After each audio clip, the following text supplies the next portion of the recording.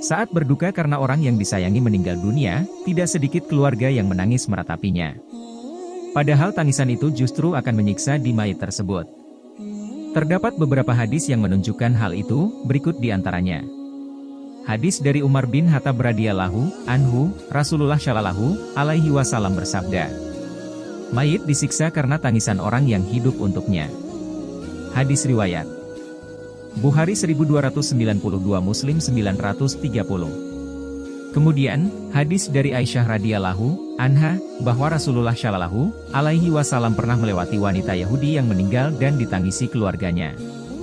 Kemudian Nabi shallallahu alaihi wasallam bersabda, "Mereka menangisi wanita itu, sementara si wanita itu disiksa di kuburnya."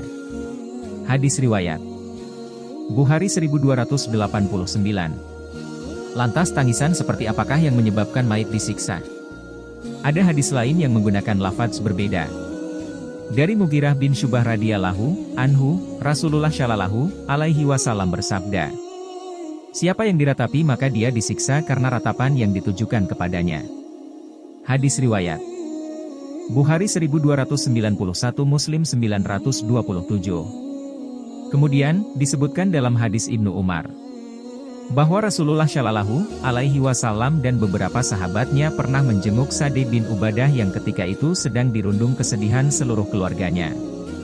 Melihat suasana sedih, Nabi shallallahu alaihi wasallam bertanya, "Apa dia sudah meninggal?" "Belum, ya Rasulullah," jawab keluarganya. Kemudian Nabi shallallahu alaihi wasallam menangis. Para sahabat pun ikut menangis. Kemudian Nabi shallallahu alaihi wasallam bersabda, "Tidakkah kalian mendengar, bahwa Allah tidak menyiksa disebabkan tetesan air mata atau kesedihan hati? Namun Allah menyiksa atau merahmati disebabkan ini," beliau berisyarat ke lisannya.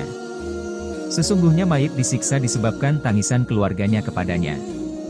Hadis riwayat Bukhari 1304, Muslim 924. Dari dua hadis di atas, kita bisa memahami bahwa tangisan yang menyebabkan mayit disiksa adalah tangisan ratapan. Tangisan sebagai ungkapan tidak terima dan tidak ridha terhadap takdir dan keputusan Allah. Bukan tangisan karena kesedihan semata. Karena menahan tangisan kesedihan, di luar kemampuan manusia. Sampai pun Rasulullah shallallahu alaihi wasallam, beliau tidak bisa menahan bentuk tangisan itu.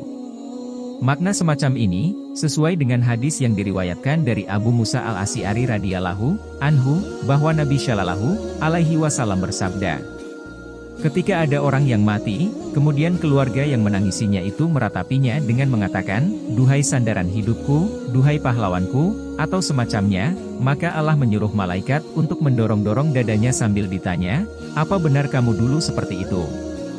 Hadis riwayat Tirmidzi 1003 dan dihasankan Al-Albani.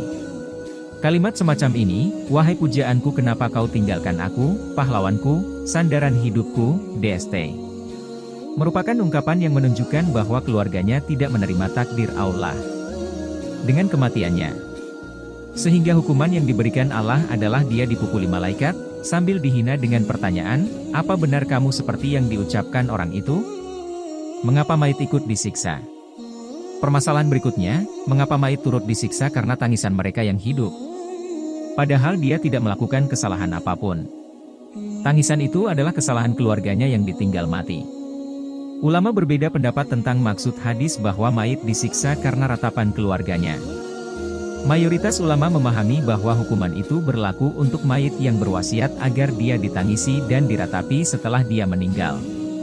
Kemudian wasiatnya dilaksanakan. Maka dia disiksa dengan tangisan dan ratapan keluarganya karena kematiannya. Karena dia menjadi penyebab adanya tangisan itu.